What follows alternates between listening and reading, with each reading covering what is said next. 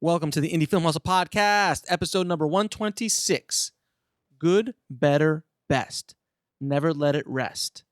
Till your good is better and your better is best. St. Jerome. Broadcasting from the back alley in Hollywood, it's the Indie Film Hustle Podcast, where we show you how to survive and thrive as an indie filmmaker in the jungles of the film biz. And here's your host, Alex Ferrari. Welcome, my indie film hustlers, to a brand new year, 2017. I am your charged up and refreshed host, Alex Ferrari.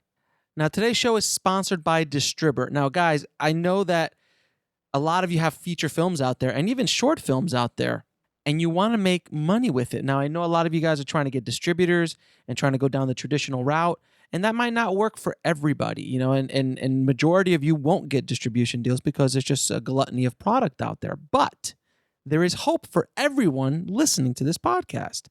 There's a company called Distribber, and they are a company that allows you to directly submit your projects to Netflix, iTunes, Fandango, Hulu, Google Play, PlayStation, Xbox, Amazon Video, and even more. I mean, they have over 100 and I think 110 or 120 different places you can submit to, as well as traditional VOD outlets. Now, this company is a game changer and they are a disruptor. And I'm going to be using them to help distribute This Is Meg coming up in the new year. And they're really affordable and they can go directly to these companies. But there's a big difference between this and a traditional distributor. You keep 100% of the revenue. You also keep all the rights. You can submit to all of these different marketplaces at once, and they just give you access. They open the door where the door was closed for all of us before. Now, for more information about Distribber, head over to indiefilmhustle.com/sellmyfilm. That's indiefilmhustle.com/sellmyfilm. And as I go through the experience of selling This Is Meg, you guys will hear back of what happens with Distribber and what I can do. There's a lot of amazing stories and case studies of people doing very, very well with this platform and trying to sell it directly as opposed to going through a distributor. So indiefilmhustle.com/sellmyfilm. And the show is also sponsored by Hollywood Camera Work. Now, guys, if you are interested in learning how to block or how to do any kind of staging or direction on how to move the camera, Hollywood Camera Work has the most insane course ever created for that. And they're kind of legendary. They've taught at ILM, Pixar, Disney, Warner Brothers, all the major studios, all the major television networks. They're crazy, and it's really, really amazing. And they also just came out with seriously, and I've taken this course, the directing actors and how to direct actors course. It is the most insane thing you have ever seen in your life. It goes through every aspect of how to direct actors, every form of getting a performance out of an actor, also how to do casting, how to set up rehearsals, the whole ball of wax. And they also have a course on visual effects for directors. They have an awesome course called Hot Moves, The Science of Awesome. If you want to get really amazing, action-packed, kind of like Tony Scott or Michael Bay kind of moves, but those kind of like crazy moves that make your movies look much more cinematic and much more awesome. Now, I have a special deal with Hollywood Camera Work. You can get 30% off all courses, all apps, everything they have to offer by using the code HUSTLE. So go to indiefilmhustle.com/Hollywood Camera. That's indiefilmhustle.com/Hollywood Camera and use the coupon code HUSTLE to take advantage of this insane offer. So welcome back, guys. 2017 is here. Let's shake off 2016. I know it was an interesting year to say the least, but we're here now, and we're going to make 2017 an amazing year. And I want to start off the year with an episode of Ask Alex. I wanted to answer questions from you guys. But before we get to that, there is a ton of stuff I want to talk to you guys about. First and foremost, To start off the new year in the Indie Film Hustle Film School, I've added probably around 20 to 30 brand new filmmaking courses covering every topic you can imagine. And a lot of them are on sale for $10. So head over to indiefilmhustle.com/film school. Now, also, a bunch of those courses are in the Indie Film Syndicate, which I am offering one free month for the next probably for the next week or so. Today's Tuesday, so it'll be done on Sunday. Head over to indiefilmsyndicate.com and use the coupon code New Year 2017, and you'll get your free month of the membership. Check things out. I just added a ton of new courses to the membership and a lot of cool stuff happening in the Facebook group as well. So, guys, are we going to make this a good year? Are we all going to follow through with our resolutions? Because I know I've already started on some of my resolutions, and I have a crazy amount of stuff I'm going to try to get done this year, and it's going to be pretty nutty. And I can't wait to share all the news about This Is Meg. I do have some news, but I will let you know as soon as I'm able to let you know. And I truly hope I see some of the tribe at Sundance this year, because I will be going to do that workshop for Blackmagic discussing This Is Meg and how I shot it, edited, and colored it in DaVinci over at Slam Dance on Saturday, the first Saturday as well. I'll leave all that information in the show notes. Of course, if you want the show notes, head over to indiefilmhustle.com/126. So let's get to answering some of your questions. So tribe member Colby asks, should filmmakers own their own gear? Should they, get their own arsenal of stuff? Because the things change so much and cameras change so much, and it's kind of waste to buy a new camera today because tomorrow there'll be a new one that you want. Well, this is my experience with that. I like to own my own gear. Now, I don't have the most expensive gear. I don't have an Alexa sitting in the back right now in my office, but I have a bunch of cameras that I own. I have my own lighting gear. I own a bunch of different gear, but some things are going to last for a while. So like lighting gear, lenses, things like that, those are going to last you. They're not going to be replaced as easily. Now, as far as cameras are concerned, try to buy something that has a lot of bang for your buck, and it's going to last you for at least a year or two. Now, I'm also a big, Amazon and eBay seller. I sell everything. I barely have anything anymore. Anytime I need cash, I just start selling stuff on Amazon and eBay. And those camera gear and film gear always sells very well. Always has decent resale value. So make sure you get good stuff and you resell it later. The benefits of having your own gear is that you get to play with it. You get to test it. I could easily go out and rent something much cheaper than owning it, but I have to go out and rent it. We have to get insurance, and then you only have it for the time that you're going to rent it for. Or you have your gear and you can pick up and go whenever the hell you want. You can start doing tests. You can start shooting short films. You can start doing a lot of things. I'm a big advocate of owning your own gear. As you get bigger and farther along in your career, you might want to upgrade and buy other cameras later on. But then it turns into a business. So, if you buy a $5,000 camera, are you going to be able to generate $5,000 in the next year off that camera? If you are, then it's a perfect business expenditure. No problem at all. Same thing with post-production equipment. If you're able to generate so much money with that equipment, it makes sense to own it.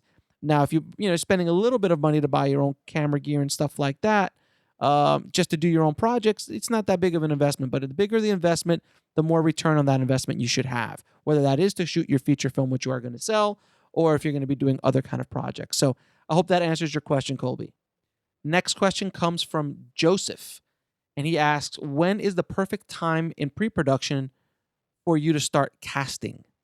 Well, I would start casting once the money is in place. Once you have a production to go, that is a go, and you're not waiting for money to drop or anything like that.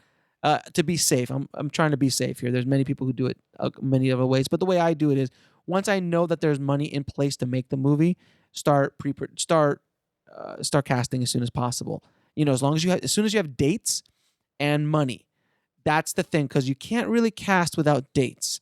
Because actors need to get things in their schedule. Agents need to schedule their clients. So you need dates and you need cash. And then everything else is back, you go backwards from there. So once you have a production date, whether that's 4, 8 weeks ahead, 10 weeks ahead, whatever it is, you can start casting. Our next question comes from Hunter, and he asks, what advice would you give someone working with non-acting actors who will be getting little or no pay? Yeah. That's a really great question, Hunter. Well, I've worked with non-actors in my career, and I've worked with actors who've got little or no pay. Um, it all depends on the human being. It all depends on the person you're dealing with. You could have a non-actor who's really energetic, really wants to do the project, and life becomes a lot easier. When you have someone that you're not paying, and again, these are non-actors. These are not just non-actors. These are people who are not actors. People who are not interested or doing you a favor. You're just asking for trouble, because when you rev up the whole carnival, as they say, to bring out production and cameras and stuff, and you are really relying on a non-actor, a non-professional to do that, you're risking a lot, because if you get that whole crew out there, you're paying other people, or at least even wasting other people's time, getting locations, moving out there to shoot, something, and that actor doesn't show up or gives you attitude or doesn't want to do that, non-actor gives you attitude or doesn't want to do it, you're hurting yourself and you're really shooting yourself in the foot, because you're going to hurt relationships all around. Now, if you're doing something small at your house, very controlled, very this or that, doesn't really matter who shows up or doesn't show up, that's not that big of a deal. To get them motivated is another question altogether. Again, it always depends on the human being and what their motivations are to do the project that they're doing with you. Now, one thing I always like to do, and I've learned this over the years, is you really got to pay people something. It's gas money, gas and food money, something. If it's $25, if it's $50, it's something. It gives them a motivation to be there, because they're going to get paid something. When you're paying somebody nothing, even for an opportunity or whatever, it really is, you're not going to get the best out of them, no matter who they are, no matter what actors they are, and what kind of favors they're pulling for you. And that goes also for crew. Unless they're a really good buddy of yours, or somebody who really wants to work with you and you can trust them, always want to give them at least some money for gas or for food or for something, because that really helps them, motivates them to be there. So that's my advice with working with non-actors and with non-union actors, if you will, when working on an independent film project. Hunter also asks another really great question about shooting a film guerrilla school. If I go to submit a film to contests and festivals, will I have a problem with people in public in the background shots? Would it making the background more blurry or out of focus help?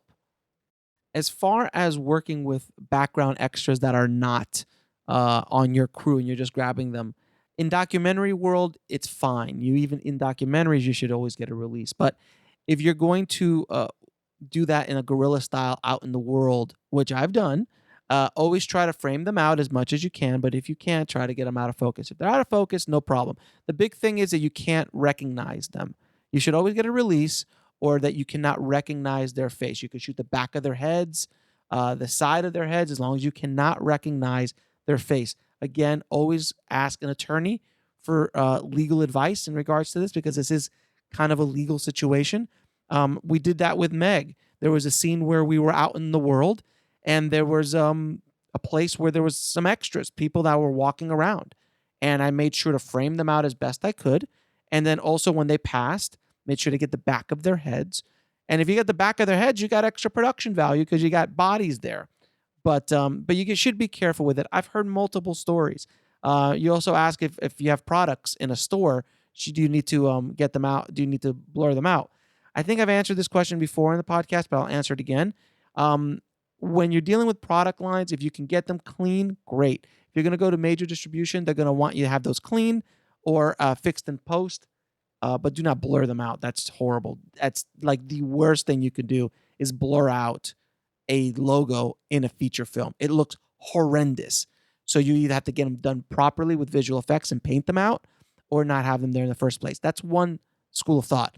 Had another friend of mine who released a movie through a very big distributor.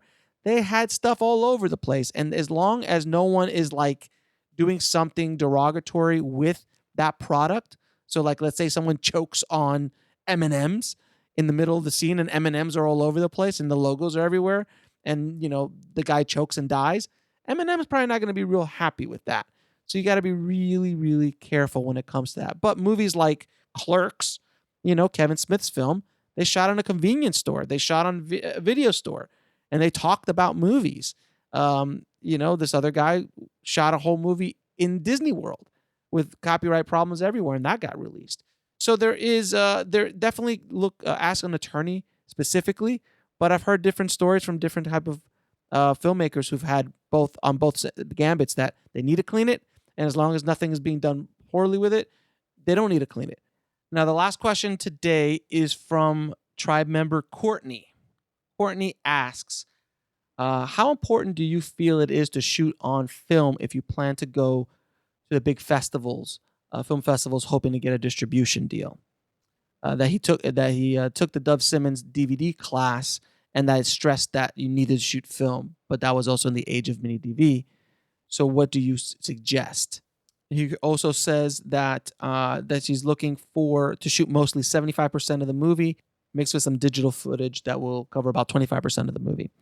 Now, Courtney, two questions. The first question is shooting on film necessary to get into big festivals, even if you want to get a big distribution deal? No.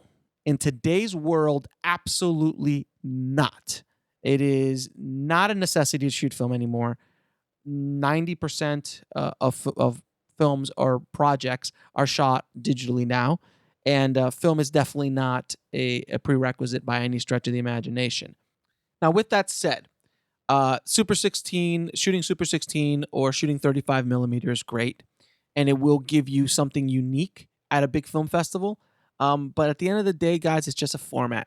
And if you think just because you shot your movie on 35 millimeter, you've got a better chance of getting into Sundance or South by or any of these big festivals, the answer is no. They don't care. They really don't care. They want a good story. It's just a format. So, Courtney, I would suggest that I see that you're going to shoot like with an Arri SR3. Great. You have to understand why you're shooting with film. We sell obviously a master class on shooting Super 16, and it's a very viable format. But there is a cost involved. There is a substantial cost involved. So you have to ask yourself the question, why are you shooting film? Do you want to because you want to shoot film? Because you want to get that experience? Is it your DP who's pushing you to shoot film because they want to shoot film? I don't know why the reason is, but you should ask yourself that question. Why do I need to shoot this on film? Is the story absolutely necessary to be shot on film? The new movie Jackie that just got released was shot on Super 16 millimeter. It makes perfect sense aesthetically to shoot that film in Super 16 millimeter because of the time period they're trying to get, the vibe they're trying to get with the movie, the whole thing. It made sense. Same thing with The Wrestler. Same thing with Black Swan. Those were creative choices by the director, but those directors have a lot of money. You're an independent filmmaker and don't have a lot of money, I would seriously consider shooting in a digital format because film is an unforgiving beast, and you better know what you're doing, and it could eat up your budget so quick it'll make your head spin. So I would be much more inclined on shooting with an Alexa. If you can afford film, you can afford an Alexa. And if The Revenant and all these other big movies are shooting with an Alexa, I think your project would do very well as well with it.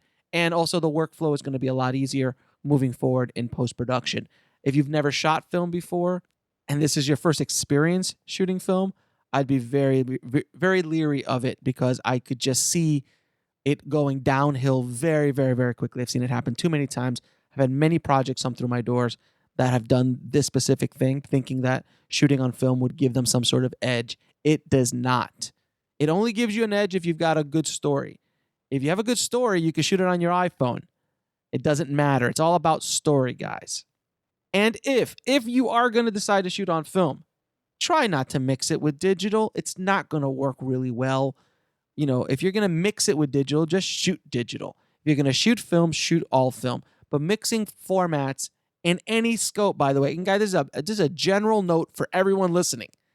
Please, if you can, do not mix cameras or formats or platforms when shooting your independent movies. It drives me crazy. as a post-production guy.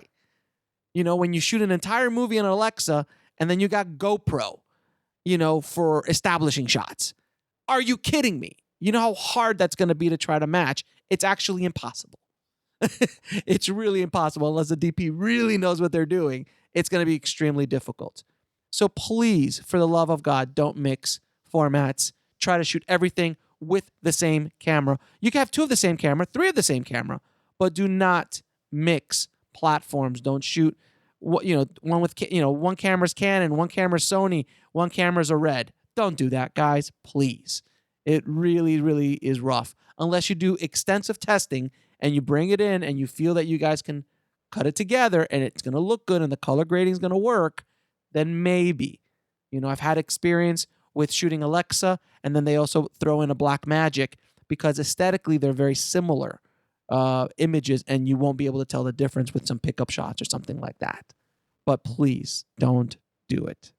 So that's it for this episode, guys. I hope you learned something. And if you want to submit your own questions, email me at ifhsubmissions@gmail.com. That's ifhsubmissions@gmail.com.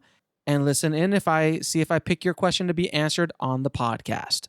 And if you want to get anything we talked about in this show, head over to indiefilmhustle.com/126 for the show notes. So guys, I wish you all an amazing 2017. I know it's going to be amazing for me. I guarantee it's because I'm going to bust my hump. I'm going to hustle like there's no hustling. If you guys think I've hustled now up until now, wait until you see what I do in 2017. It's going to be crazy, and I wish you guys nothing but the best, and I know you guys will all get to your goals. You just got to do something small every day to get you closer to your goal, because that consistency, it's what's going to get you to where you want to be. And also, we have a lot of awesome interviews coming up with some really cool guys and gals that I've been talking to during the holidays. I'm getting all those interviews, getting them all ready for you. So stay tuned for some awesome stuff coming up from Indie Film Hustle and the podcast. So as always, keep that hustle going, keep that dream alive, and I'll talk to you soon. Thanks for listening to the Indie Film Hustle podcast at indiefilmhustle.com. That's INDIEFILMHUSTLE.com.